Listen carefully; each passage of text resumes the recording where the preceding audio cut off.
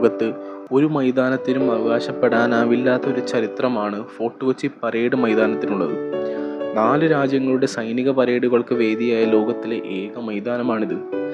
വിദേശ അധിനിവേശത്തിന് തുടക്കം കുറിച്ചുകൊണ്ട് കൊച്ചിയിലെത്തിയ പോർച്ചുഗീസുകാർ തങ്ങളുടെ നാവികപ്പടക്കും മറ്റും സേനാംഗങ്ങൾക്കും മാർച്ചിനും ഡ്രില്ലിനുമായി കണ്ടെത്തിയത് പരേഡ് മൈതാനമായിരുന്നു.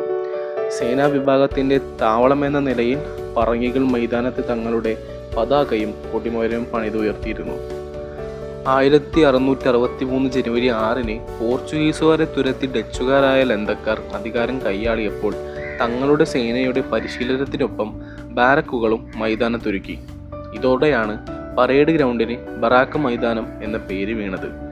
പോർച്ചുഗീസ് പതാക താഴെ ഇറക്കി ഡച്ച് പതാക ഇവർ ഉയർത്തുകയും ചെയ്തു. ശേഷം ബ്രിട്ടീഷുകാർ കൊച്ചി ആക്രമിക്കുകയും ഇതോടെ മൈതാനത്തിലെ കൊടിമരത്തിൽ ബ്രിട്ടീഷുകാരുടെ യൂണിയൻ ജാക്ക് പതാക ഉയർന്നു. ബ്രിട്ടീഷ് സേന പരേഡ് നടത്തിയതോടെ ബറാക്ക് മൈതാനം പരേഡ് ഗ്രൗണ്ടായി അറിയപ്പെട്ടു തുടങ്ങി. ബ്രിട്ടീഷുകാരാണ് മൈതാനം നവീകരിച്ചത്. സേനയുടെ പരേഡിനൊപ്പം സേനാംഗങ്ങൾക്ക് വിശ്രമവേളയിൽ ഫുട്ബോൾ കളിക്കാനും മൈതാനം ഉപയോഗിച്ചു തുടങ്ങി. ഓസ്ട്രേലിയയിൽ നിന്നും പ്രത്യേകതരം പുല്ല് കൊണ്ടുവന്ന് ബ്രിട്ടീഷുകാർ മൈതാനം മനോഹരമാക്കി എന്ന് ഇന്ത്യൻ ഗ്രൗണ്ട്സ് ആൻഡ് അറീനാസ് എന്ന പുസ്തകത്തിൽ പ്രതിപാദിച്ചിട്ടുണ്ട്.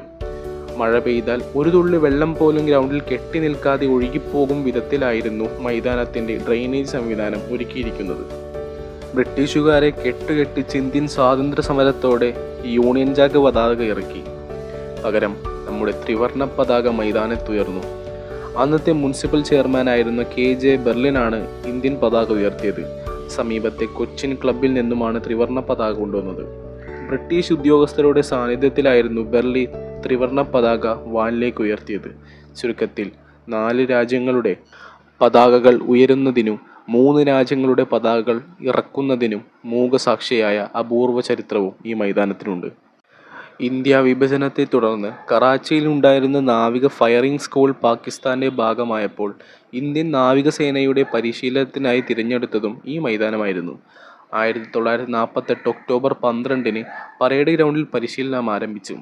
1952 ഫയറിംഗ് സ്കൂൾ ഫോർട്ട് കൊച്ചി കടൽ തീരത്തെ സ്ഥിരമായ വളപ്പിലേക്ക് മാറ്റി. ഗണ്ണറി വിദ്യാലയത്തിനൊപ്പം naval coastal battery, naval coast wing school എന്നിവയും ചേർക്കപ്പെട്ടു. INS വെണ്ടുരുത്തി 2 എന്നായിരുന്നു ആദ്യകാലത്തെ പേര്. വൈകാതെ സർവ്വസജ്ജീകരണങ്ങളോടുമുള്ള നാവിക പ്രസ്ഥാനമായി മാറിയ സ്കൂളിന് INS ദ്രോണാചാര്യ എന്ന പേര് നൽകുകയായിരുന്നു.